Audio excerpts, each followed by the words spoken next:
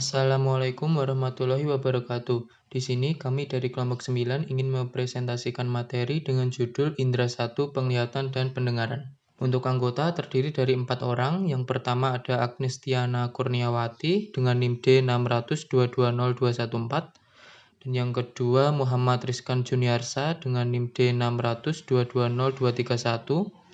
Dan yang ketiga Febrian Hinska Putra Pradana dengan NIM D600220225. Dan yang keempat Anizah Rotul Istiqomah dengan NIM D600220249.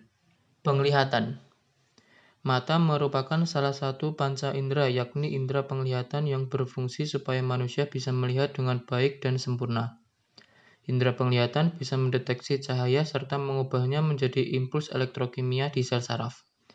Jika disederhanakan, indera penglihatan diibaratkan seperti mikroorganisme yang tidak akan melakukan apapun namun bisa mendeteksi apakah lingkungan di sekitarnya terlalu gelap atau terlalu terang, sehingga cukup untuk memberikan surut pada ritme sirkadian. Struktur mata. Yang pertama ada kornea, bagian berwarna bening tembus pandang yang terletak di lapisan paling luar mata. Kornea berguna sebagai tempat keluar masuknya cahaya pertama kali sebelum cahaya nantinya bisa masuk ke sel-sel penerima pada bagian dalam mata. Dan yang kedua ada iris, selaput berwarna yang mengandung pigmen melanin yang merupakan bagian depan koroidea. Dan selanjutnya ada pupil, bagian mata berupa bagian lingkaran hitam yang ada di bola mata, yakni tempat keluar masuknya cahaya ke dalam mata. Pupil berguna untuk mengatur banyak sedikitnya cahaya yang akan masuk ke dalam mata. Berikutnya ada lensa mata, bagian mata yang berupa seperti lensa biconvex yang mempunyai fungsi untuk membiaskan dan memfokuskan cahaya, agar bayangan dari benda tepat jatuh dari bagian retina mata. Kemudian ada retina atau selaput jala, bagian mata yang berbentuk seperti selaput jala, yang mempunyai fungsi untuk menerima bayangan dan juga melihat benda. Kemudian ada sklera atau selaput putih, pembungkus lapisan luar yang mempunyai fungsi sebagai pelindung bola mata dari kerusakan mekanis dan memungkinkan melototnya otot mata. Kemudian ada badan siliar, berfungsi untuk menjaga agar tetap pada tempatnya, mengubah bentuk lensa sehingga cahaya dapat difokuskan pada retina, dan untuk menghasilkan aqueous humor, yaitu cairan yang menyebabkan mata dapat mempertahankan bentuknya. Lalu ada saraf optik, berguna untuk meneruskan informasi visual dari sebuah benda yang diterima oleh retina menuju otak. Kemudian yang terakhir ada koloid, dinding mata yang berguna untuk menyuplai oksigen serta nutrisi ke bagian-bagian mata yang lainnya terutama retina. Mekanisme kerja mata. Cahaya masuk ke mata dan diterima oleh kornea atau jendela mata kita. Cahaya melewati pupil atau tirai menuju lensa atau proyektor yang memfokuskan cahaya ke retina atau layar. Akhirnya bayangan diubah menjadi impuls-impuls listrik yang dikirim ke otak untuk diinterpretasi semuanya dalam hitungan milidetik. Iris mengatur jumlah cahaya yang masuk mata. Lensa menuangkan gambar yang dibentuk bayangan objek pada retina. Kelainan pada mata, yaitu kebutaan. Kebutaan adalah kondisi di mana kurangnya persepsi visual karena faktor fisiologis atau fisik dan neurologi atau syaraf yang merajuk kepada hilangnya penglihatan yang tidak dapat dikoreksi atau diobati dengan kacamata atau lensa kontak. Kebutaan dibagi menjadi dua, yaitu parsial dan lengkap. Kebutaan parsial berarti memiliki visi atau pandangan yang sangat terbatas. Kebutaan lengkap berarti tidak dapat melihat apa-apa dan tidak bisa melihat cahaya. Kebutaan atau kehilangan penglihatan dapat terjadi secara tiba-tiba atau selama periode waktu. Astigmatisme. Astigmatisme atau mata cilindris adalah suatu kondisi mata atau penglihatan menjadi kabur, disebabkan oleh bentuk kornea yang tidak teratur, di mana lensa mata mempunyai cekungan yang berbeda antara tengah dan pinggir, dikarenakan bayangan benda jatuh di retina mata dan dua tidak satu, sehingga efeknya adalah penderita melihat benda seakan menjadi dua atau kabur atau blur. Rabun dekat atau hipermetropi atau Hiperopia adalah gangguan pada penglihatan yang disebabkan lensa mata terlalu pipih. Bayangan benda yang terlihat terbentuk di belakang retina sehingga mata tidak dapat melihat benda-benda yang dekat. Penglihatan penderita hipermetropi dapat dikoreksi dengan menggunakan kacamata berlensa cembung atau positif. Dengan lensa cembung, sinar yang jatuh di belakang retina akan dikembalikan tepat pada retina sehingga dapat melihat benda dari jarak dekat. Rabun jauh. Rabun jauh adalah kebalikan dari rabun dekat. Mata dengan lensa terlalu panjang. Rabun jauh adalah ketidakmampuan mata untuk melihat dalam jarak yang jauh. Bayangan yang dihasilkan akan jatuh di depan retina. Penderita rabun jauh dapat menggunakan kacamata berlensa cekung atau negatif. Lensa cekung akan menempatkan kembali bayangan tepat di titik retina, sehingga mata dapat melihat benda yang jauh. Katarak. Katarak adalah keadaan kekeruhan pada lensa yang dapat terjadi akibat hidrasi atau penambahan cairan lensa, denaturasi protein lensa. Biasanya kekeruhan mengenai kedua mata dan berjalan progresif atau dapat tidak mengalami perubahan dalam waktu yang lama. Katarak umumnya mempunyai penyakit pada usia lanjut, akan tetapi dapat juga akibat kelainan kongenital atau penyulit penyakit mata lokal menahun. Buta warna.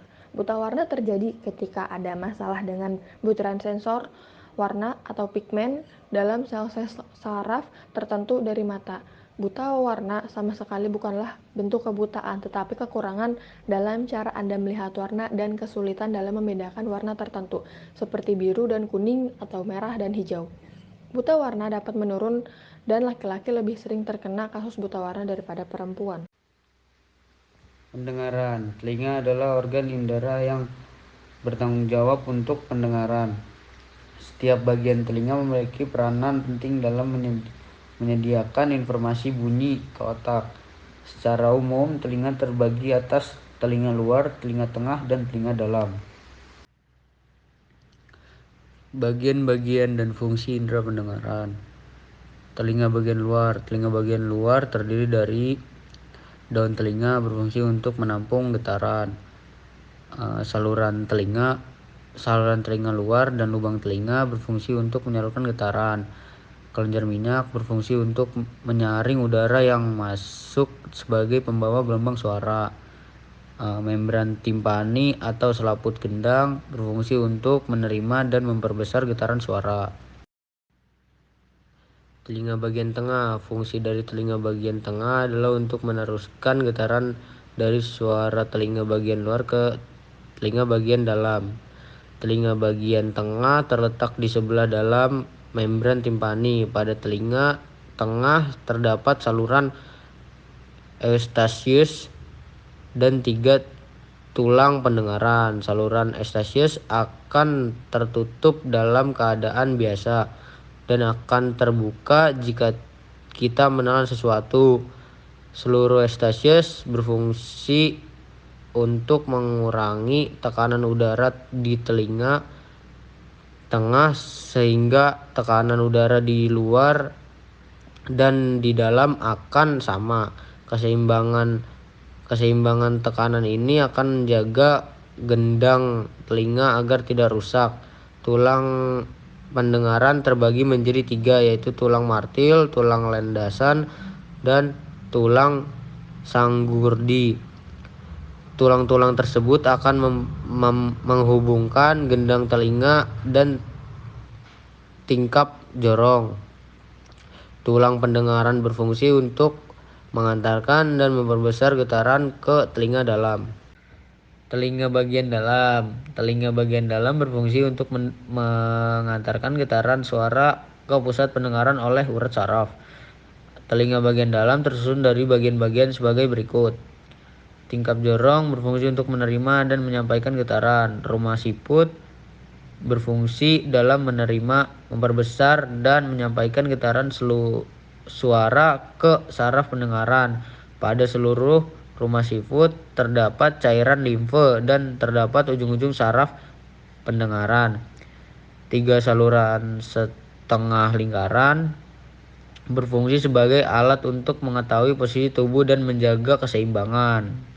Proses mendengar diambil dari situs National Institute on Deafness and Other Communication Disorder, ada 6 tahap dalam proses mendengar sebagai berikut. Pertama, gelombang suara ditangkap dalam telinga dan memasuki saluran telinga atau lubang telinga dan mengarah ke gendang telinga. 2. Gelombang suara yang masuk menggetarkan gendang telinga, yang kemudian menggetarkan 3 tulang kecil pendengaran di tengah telinga. 3. Tulang pendengaran kemudian memperkuat getaran suara dan mengirimkannya ke koklea.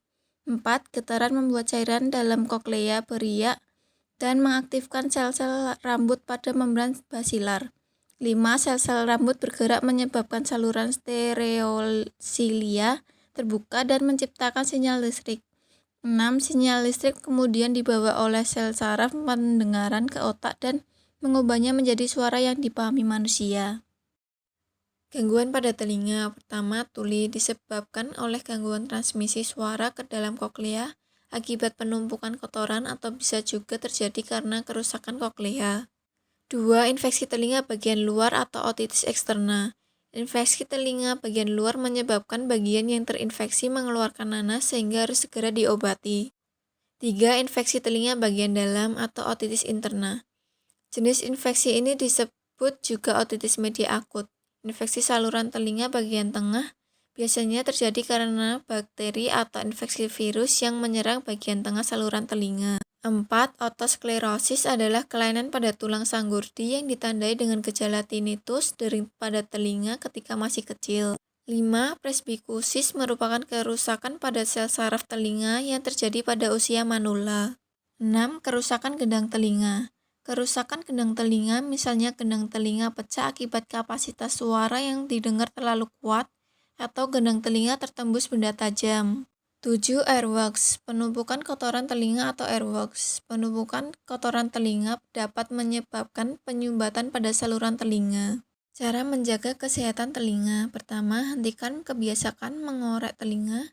2. Jauhkan telinga dari suara yang terlalu keras. 3. Hindari menggunakan air candle. 4. Jaga telinga agar tetap kering. 5. Lakukan pemeriksaan telinga secara rutin. Demikian presentasi dari kelompok kami. Terima kasih.